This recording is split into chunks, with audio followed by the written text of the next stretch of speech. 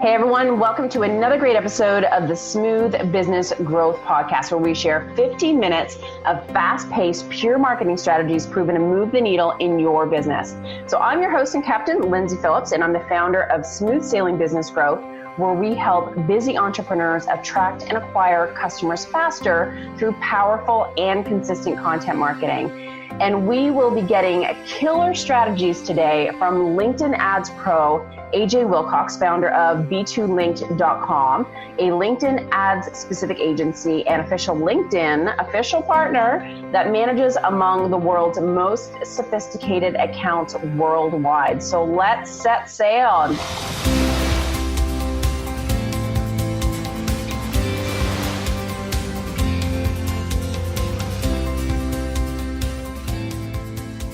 Thanks for coming on board, AJ. Ahoy, Lyndsay. How are you? Good. I love the sailing theme. It's so fun. We were kind of talking before the interview started, and that, I have some clients that are dabbling in the sponsored InMails, which I love. But of course, there are a few different ways to advertise in LinkedIn that I think people don't realize. Can you kind of break those down? Yeah, absolutely. So there are 3 different types of ads that we have access to if we just go open an account right now. Mm-hmm. The first is going to be sponsored content. And those are the ads that appear right in everyone's newsfeed. And just as like an easy to remember rule of thumb, this is where I tend to start. It's the highest level of engagement in the cheapest kind of ad that you can get, and takes up the most real estate. So be aware, this is probably where you want to start. The second is called text ads. These are little ads that show up in the right rail of different pages on LinkedIn. They've been around since 2008, and they've been sitting there in the side rails, very few people realizing that they're there. So they have really low engagements. So these are a hard ad to make work if you need a lot of volume, but they tend to be less expensive than the other ad units. And you only get desktop computers coming because interesting. You don't see those ads on mobile, which is nice. And then the third that you just mentioned is sponsored InMail. Mm-hmm. These ones aren't charged the same way as the other ad units.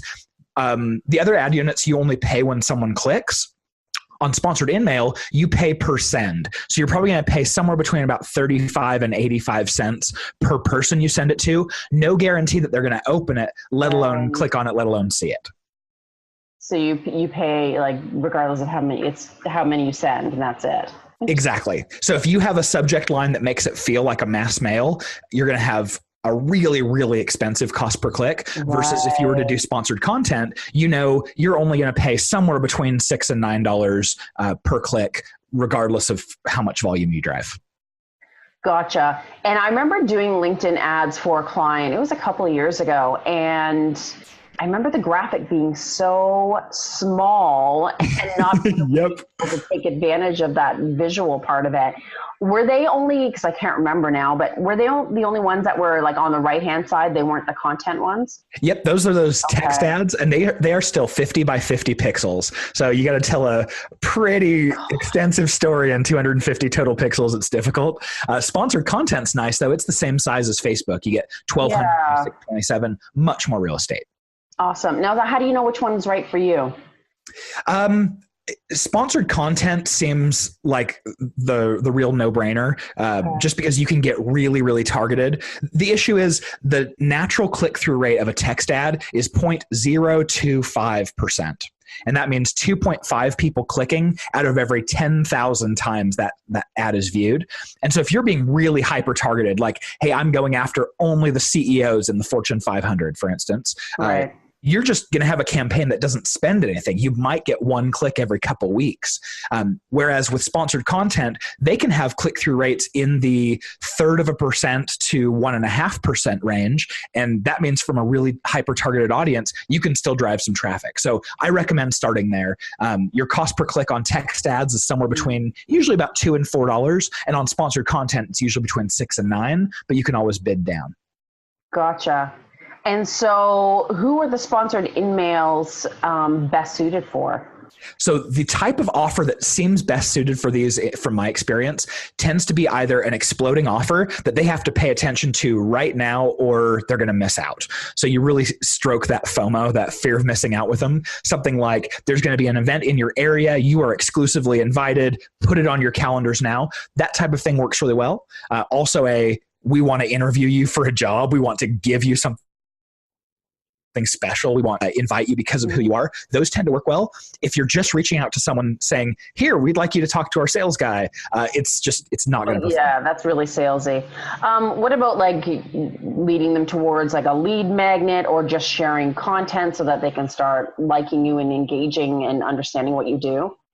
It tends to work better for, well, here's the deal. If you're going to do a lead magnet, it's much better to do sponsored content. Gotcha.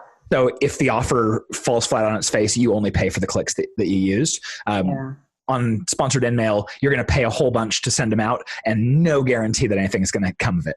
Right. Interesting. And because my ear to the ground kind of thing, it just seems like sponsored InMail has become so much more popular, and Lord knows I'm seeing them, in my inbox. And so what are some of the do's and don'ts then when looking to invest in this kind of advertising? Well, the best kind of thing that you can use sponsored InMail for is understanding that when you send one to a prospect, you own that prospect for the next 60 days. There's a really tight frequency cap, which means as soon as you send someone one of these things, for the next 60 days, they're ineligible to receive another one from any other potential advertiser. So make the most of that. They do tend to have a little bit of a longer life. You'll send them out today, and you'll see conversions coming in, 2-3 weeks from now. And that's just kind of how the cookie crumbles. The offer is probably the most important part. Understanding that you're going to give them a special offer. You're going to make them stroke their ego, make them feel like they are special because they're receiving this. Mm-hmm.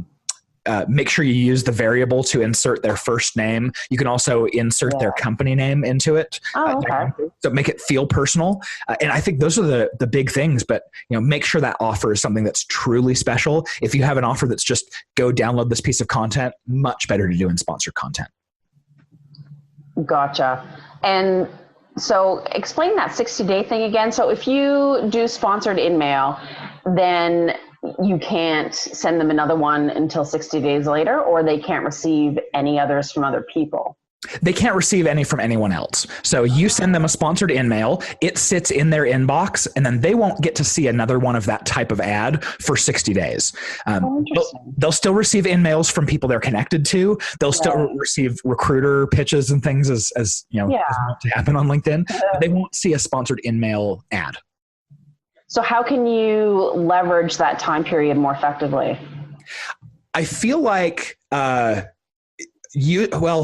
not a whole lot actionable here. Okay. It's really nice because you send it out and you go, okay, this might be an expensive cost per click or cost per conversion, but at least I am going to be in front of this prospect. I bet they'll see me 2 or 3 times as they're going through their InMail over the course of the next month or 2 months versus one of the other ads. Once they hit refresh on the page or scroll down, they're gone. So you had their vision for a third of a second and then gone. So you can leave a little bit more of a lasting impression. But once and that's the part where I'm confused. I feel like LinkedIn doesn't really explain all of this very well, or maybe I'm not looking on the right sites or something. But so if they obviously get the email, they just get the email once, do they not? Correct. Yeah, they get the InMail once, but it sits in there. So let's say I've sent you an InMail this week, and then you get a sponsored InMail, and then your friend Rachel sends you one. That InMail message, that ad, is going to be sitting in between mine and Rachel's conversation for the next 60 days. And so it's pinned? Is that what you mean? It's in that timeline. So that means if you're in your InMail messages and you scroll down, you'll continue to see it there for 60 days. Oh, okay. So it's not pinned to the top. That would be really nice, but that would be cool. Yeah, I would pay for that. Seriously. So it basically stays in their quote unquote inbox. Exactly. Yep. So that it's visible. Yep. It's up to them to scroll down further to see it as they get more and more messages, but it at least has that life. Alrighty. Well, that's cool to know. And so if someone's starting a sponsored InMail campaign, what are some realistic expectations when launching an ad? So yeah, average open rate is going to be somewhere around 50%. And so by that, you can judge basically your subject line. If your subject line is really good, you should see over half opens. If it's bad and it's not encouraging people to open, you'll see it, under. And then a click-through rate of over about 10% is good. So I'd call 10% average. I had one client who showed me one of their InMails yesterday, and it was getting like a 3% click-through rate, and other stuff we'd ran for them was around 12%. So we looked at that and just said, oh, that's terrible. So use those as benchmarks. Interesting. And I know, what are the analytics like in the background? So analytics will tell you your number of, so all the other ads go by impressions, clicks, spend, and conversions. These ones open up a few intermediate metrics there. So you have sends, you have opens, you have clicks, and then you have spend and conversion. So one extra step in there. Gotcha. And when you're setting up these InMails, because I know within Facebook, how you target with boosting versus full-on ads, they're different, right? One's more complex. What's it like in regards to targeting? Yeah, so you have all of LinkedIn targeting is exactly the same. You're going to build this inside of your campaign manager, and you'll get access to targeting by the whole suite. So job title, seniority, skills people have, groups they're members of, company size, company name, company industry. So you have access to the full suite. You're not limited anywhere, and it's fairly simple. But I can of course share how targeting strategies.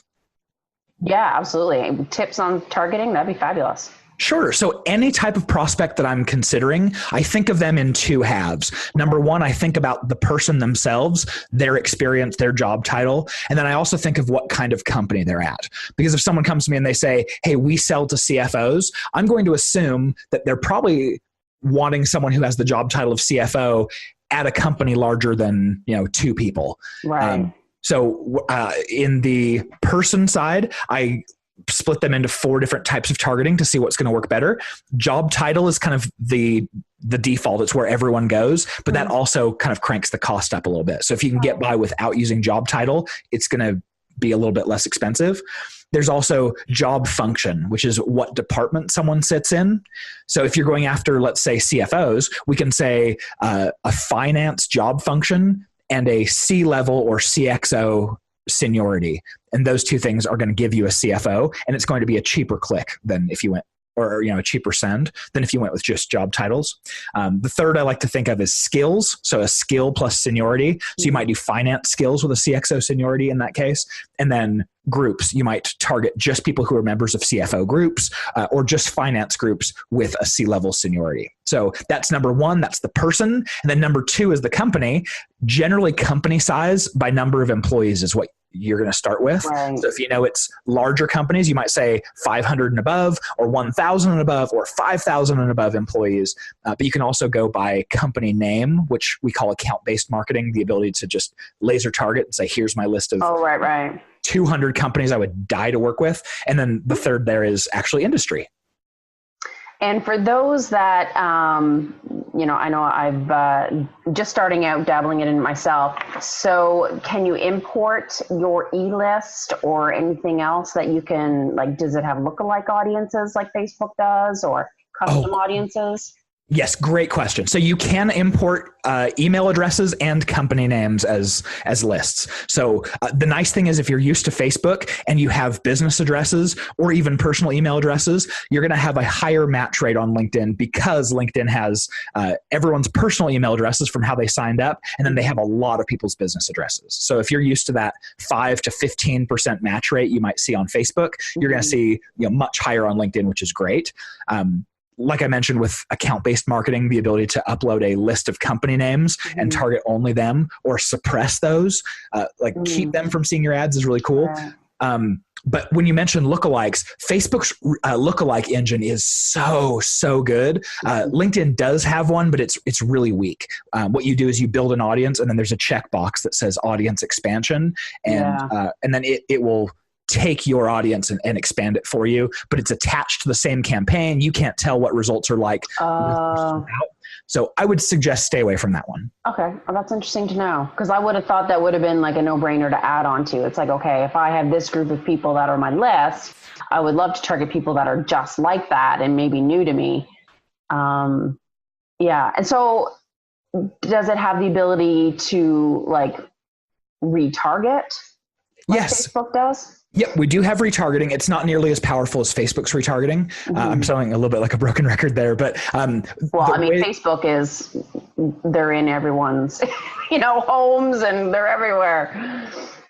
Exactly. Plus, Facebook uses cookies and user IDs and events to do all their tracking, whereas LinkedIn is cookie-based only, which means if I view an ad from my desktop computer, my Android phone has no idea that I've already seen that ad, and so it might show it to me again, versus Facebook is like, oh, I don't care what device you're on. I don't care if I retargeted you in the middle of a video, and now you're looking at a text ad. I can string all those together. But there is that ability.